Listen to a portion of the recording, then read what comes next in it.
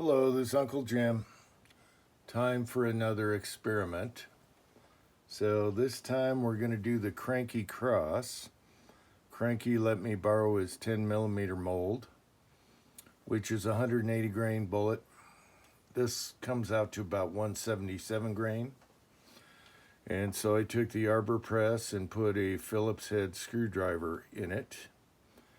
And normally I won't do that with this type of bullet, truncated cone, because it'll distort the bullet when you do that, and you need to resize it, and the tip can't be resized.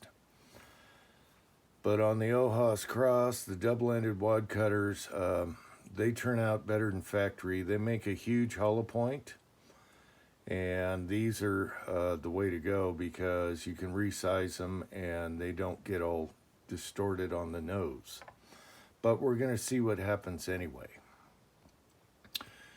Okay, so I'm going to use the Lone Wolf Alpha Wolf barrel, 6-inch in the Glock 40 10mm with 8.4 grains of long shot. Now, long shot powder, their data has changed on Hodgdon's site. If you're going with your other manuals, you're going to notice that the charges for your max load are a lot hotter than they are today. So right now, as of today, they changed and lowered their powder charge for a max load. And I'm up there at the max at 8.4 grains. Winchester large pistol primers for both Magnum and regular.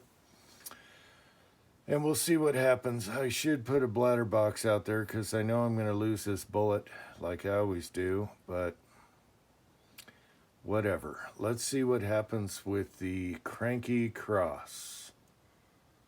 All right. I guess that's it. Normally, use a double-ended wad cutter and resize it. It's going to be a lot more accurate that way. This could be distorted. I really haven't checked for accuracy. I'm just testing this. Maybe I'll put the chronograph out there and we'll see what happens. Now, this has a smaller nose, so we might not get anything. It might just blow through the jugs. Who knows what happens.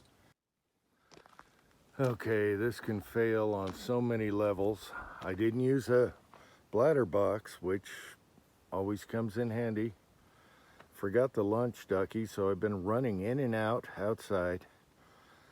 All right, let's see what happens.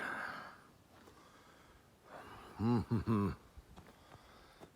know I'm going to lose this bullet.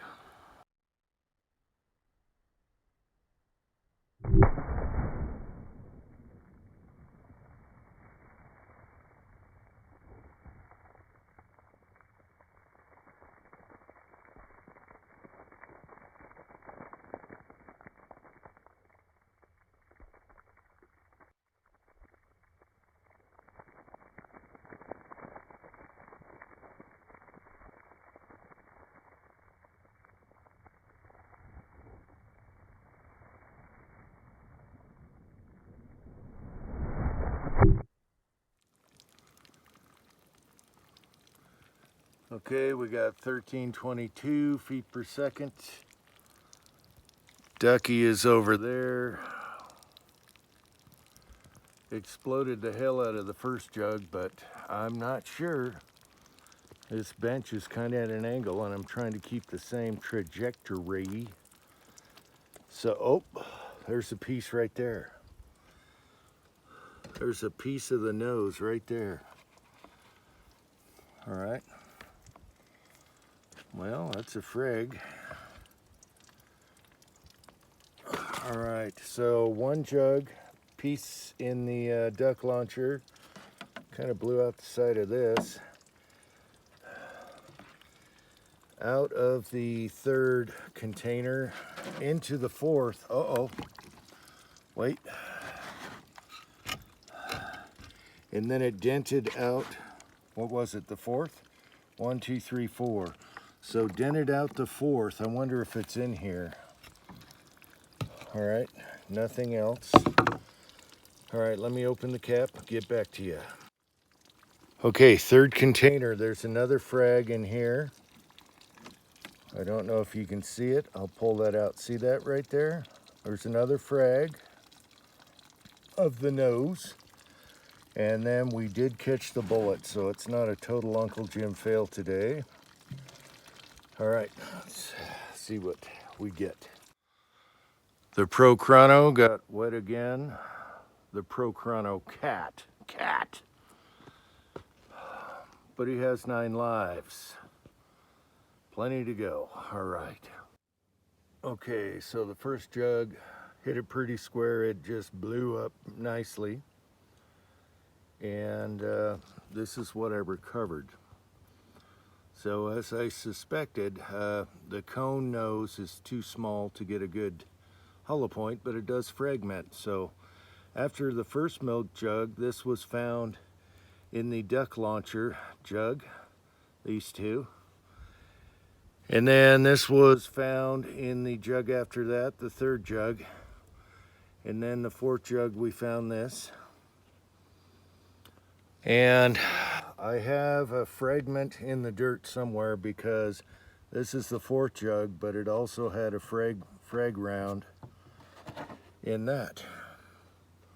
And that is lost in the abyss. So let's go in and weigh it. Also, side note, never leave your brass out. My wife ran over this 10mm, and it's not her fault.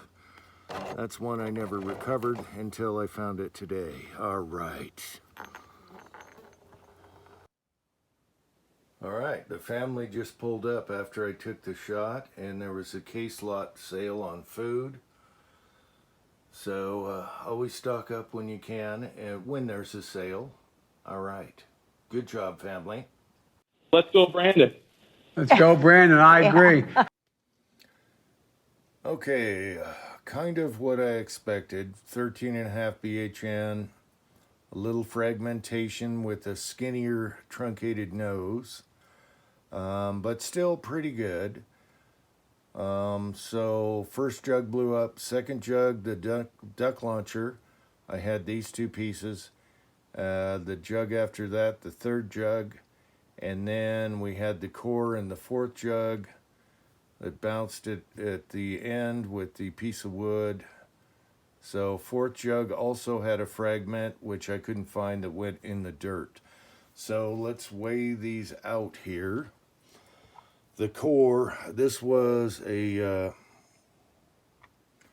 177 grain. So now the core is 140.04 grain.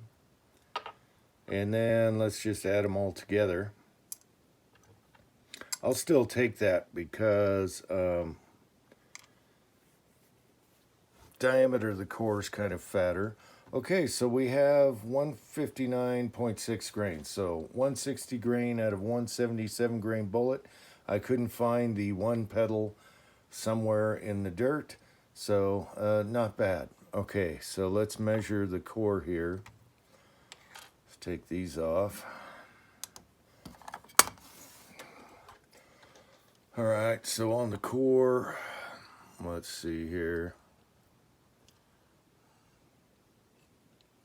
Let's do it this way. We have 1588. That's not bad for just the core. So 1588, it was a 401 diameter bullet. So even the core expanded. And so the core gave us our penetration pretty much. Let's focus. All right, so even the core gave us a little mushroom. Not too bad. And we got fragmentation also, so it depends on what you want it for, but hey, at least I recovered the bullet today, and that is a plus. So that was kind of fun. I could go softer, but I really don't want to in a 10mm and try and get a mushroom out of a truncated cone, but usually you want a blunter tip bullet for something like that. Hope you found this interesting. It was fun. Let's check the base. Oh yeah, powder coat all the way. Water is really hard on powder coat, but there's a lot of powder coat left on that bullet.